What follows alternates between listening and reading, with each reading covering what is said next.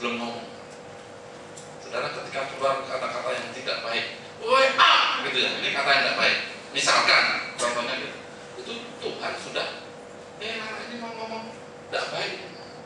Kira-kira saudara tahu nggak kalau mau ngomong yang tidak baik? Tahu nggak saudara? Kita mau ngomong tidak baik, mau menghujat, mau mengata-ngatai orang lain. Kita tahu, Allah juga tahu. Ketika Allah tahu, dan kemudian kita juga tahu, saudara, jangan keluarkan kata-kata tidak baik. Ketika mau mengeluarkan, Tuhan nggak jadi Tuhan.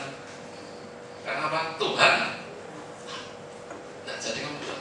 Puji Tuhan. Nanti kita katakan diberkatilah mulutmu. Amin. Allah katakan demikian. Dari belakang dan dari depan engkau mengurung aku. Jadi saudara, dalam kumpulan Tuhan, sebenarnya anak-anak Allah ini, orang yang sudah mengenal Allah ini, dalam kasih Tuhan, dalam pagar Allah, dan engkau menaruh tanganmu ke atasku, terlalu ajaib bagiku pengetahuan ini. Saudara, ini hal yang luar biasa. Kemana aku dapat pergi mencari rohmu? Kemanapun saudara, sebenarnya Allah ada di sana. Untuk itu sadari bahwa Allah sangat-sangat mengasihi saudara. Yang setuju katakan amin. Bulan Oktober ini Allah sangat mengasihi saudara. Kalau demikian maka saudara harus semakin melekat. Dan Allah katakan di ayat yang ke-14 tadi, sungguh hatinya melekat kepadaku, maka aku akan meluputkannya, aku akan membentenginya yang mengenal namaku. Saudara, ini hal yang pertama. Yang kedua, cepat saja, yang kedua kembali ke Mazmur 91 ayat yang ke-15, dikatakan demikian, bila ia berseru padaku, aku akan menjawab, aku akan menyertai dia dalam kesesakan, aku akan meluputkannya dan memuliakannya. Apabila saudara melekat kepada Tuhan, maka akan meluputkan segala penderitaan saudara, maka kesesakan akan dihalau diganti dengan kegirangan. Apabila saudara melekat kepada Tuhan, maka di sana ada sukacita yang besar. Apabila saudara melekat kepada Tuhan, maka saudara akan menikmati kebersamaan dengan Allah, dan tidak ada yang bisa menyerang saudara, tidak ada yang bisa mengganggu saudara. Yang setuju katakan amin. Amin. Ini pernyataan Tuhan. Kunci yang melekat. Yang kedua, sadari bahwa penyertaan Tuhan itu sempurna. Sama-sama katakan penyertaan Tuhan sempurna. Penyertaan Tuhan sempurna. Saya juga percaya kalau saudara memiliki kesaksian-kesaksian pribadi, lepas pribadi. Untuk itu kesaksian-kesaksian saudara, sekali lagi sebagai hamba Tuhan kembali tempat ini, tolong saudara tulis kesaksian saudara. Ya, ditulis dalam satu kertas, nanti berikan kepada pihak gereja, kami akan mengeditnya. Jangan takut kalau saudara kata-kata saya tidak baik, susunan kalimatnya, nanti kita akan sempurnakan, dan itu menjadi berkat bagi orang lain. Amin. Setiap pribadi masing-masing memiliki kesaksian yang berbeda, memiliki pengalaman pribadi dengan Tuhan yang berbeda. Ya. Pengalaman Pak Freddy ketika diluputkan tidak terjadi kebakaran beringin berbeda dengan pengalaman Bu Hendi yang sudah melahirkan. Berbeda dengan Bu Asai. Bu Asai itu siapa sih namanya? Yang sudah melahirkan di Surabaya dan kemudian SMS Bu Elis. Pak, nama Michael. Wah, namanya Michael, luar biasa. Berbeda setiap satu sama lain. Ibu Fran yang sudah dituntut Tuhan dalam diklat beberapa waktu yang lalu berbeda. Tulis saudara. Dan nanti saudara bisa bagi melalui gereja, dibagikan. Siapa yang rindu menjadi berkat bagi orang lain? Pasti semuanya. Ya. Pasti semua pengen menjadi berkat. Mari kita saudara semuanya melekat pada Tuhan. Ketahuilah di bulan Oktober ini penyertaan Tuhan itu sempurna. Bila kita berdoa, Tuhan mendengar dan menjawab. Bila kita berdoa, Tuhan mendengar dan menjawab. Tuhan, kemarin ada saudara yang bersaksi, ada. Saya tidak sebutkan karena malu, SMS saja lah, SMS ke saya. Dia berdoa, dapat pekerjaan, dia ikut ibadah hari Minggu.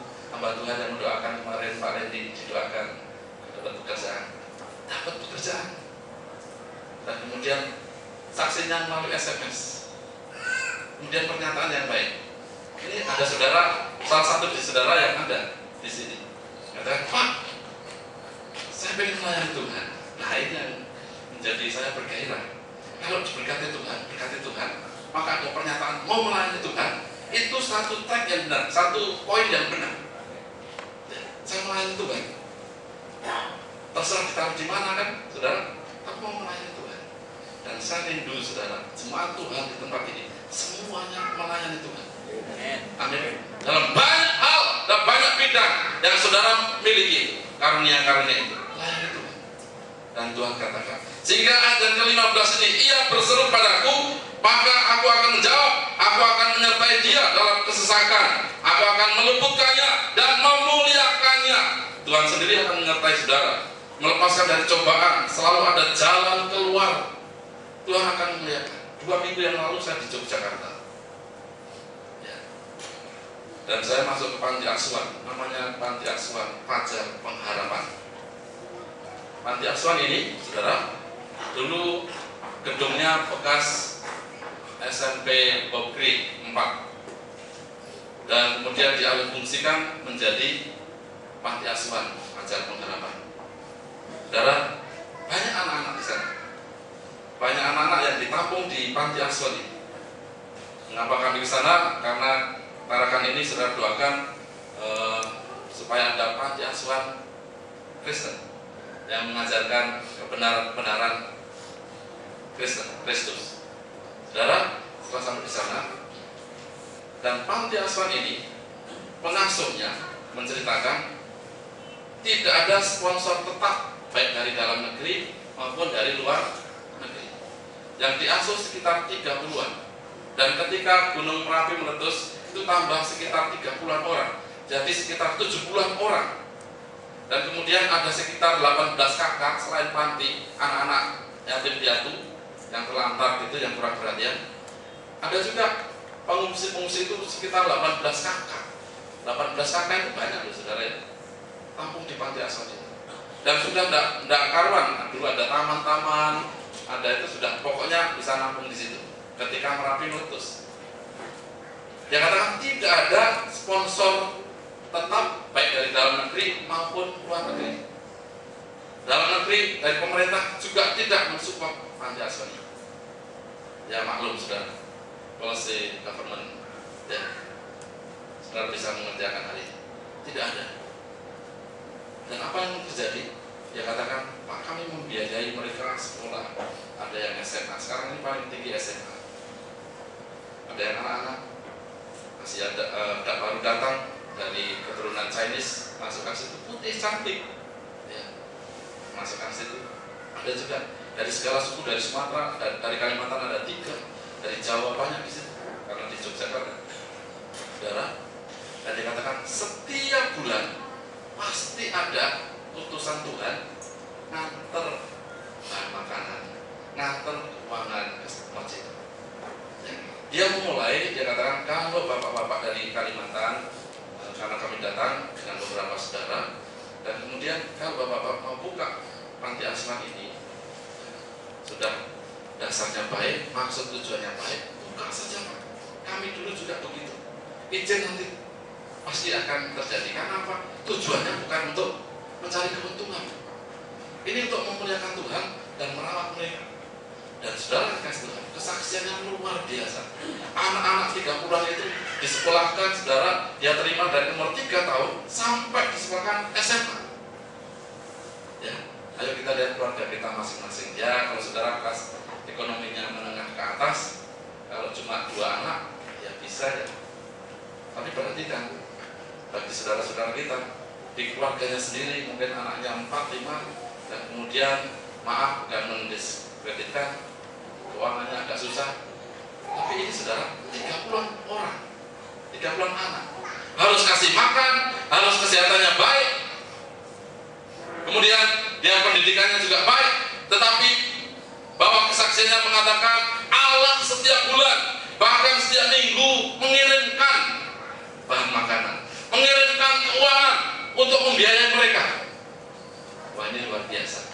Itulah Allah kita yang disebut Yesus Kristus. Yang setuju katakan amin. Ini kalau melekat, sehingga dalam programnya saudara, dari jam 4:30, jam 4:30 pagi sampai jam 11 itu padat acaranya, program setiap harinya itu saudara, dari pagi 4:30 sudah berdoa. Anak-anak kecil sudah berdoa, diatur sedemikian rupa. Mengapa? Pengasuhnya berharap bahwa mereka ini melekat dengan Tuhan, betul-betul hidupnya tergantung dari hubungan dengan Allah. Hari ini bagi kita semua berkat ini, bulan ini biarlah menjadi bulan kita melekat dengan Tuhan. Dan apabila saudara berdoa, maka Tuhan menjawabnya. Tuhan sendiri yang menyertai, melepaskan dari cobaan, selalu ada jalan keluar. Tuhan akan memuliakan saudara. Saudara kasih Tuhan, apapun yang Allah izinkan dalam kehidupan saudara, mari kita senantiasa berharap Tuhan itu tetap membela, Tuhan tetap menyertai, Tuhan Allah Immanuel Yesus Kristus itu tetap ada dengan kita. Yang setuju katakan amin. Nyanyi sama-sama. Apapun yang terjadi dalam hidupku ini, tak pernah ku ragukan kasih-Mu Tuhan.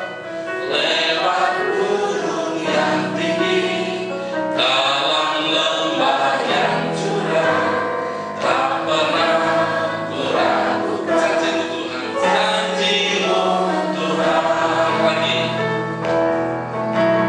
Apapun yang terjadi dalam hidupku ini, tak pernah ku ragukan kasih-Mu Tuhan. Angkat tangan kita.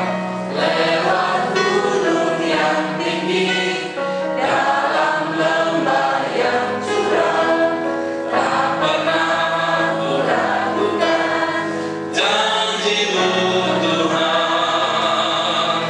Kau berfirman dan sembuhkanku, Kau bersabda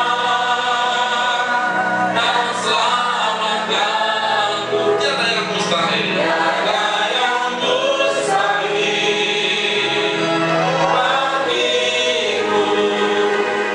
Yesus, ku percaya padamu. Lagi, kau berfirman, Kau berfirman, sembuhkanku. Kau bersabda dan selamatkanku. Tiada yang mustahil bagi Allah, tidak ada yang mustahil bagimu.